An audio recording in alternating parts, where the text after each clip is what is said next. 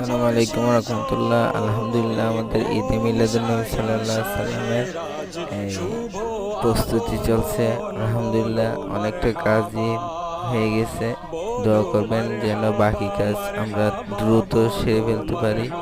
আর আমাদের এই জশ্নে মিলাদাত আমার রসুলের আগমন উপলক্ষে আমরা জুলুস করব, যত বাধা বিপত্তি আসুক।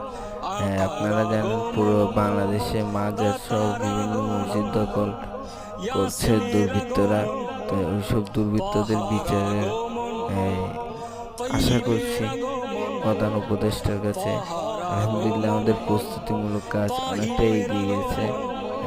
আমরা ঈদে মিলাদুন্নবীতে আপনাদেরকে অবশ্যই দাওয়াত, আপনারা সবাই আসবেন চট্টগ্রামের মাটিতে, এবং বাংলাদেশের যেখান থেকে হন আমাদেরকে সাপোর্ট করে যাবেন ইনশাআল্লাহ। আলহামদুলিল্লাহ, আসসালামু আলাইকুম।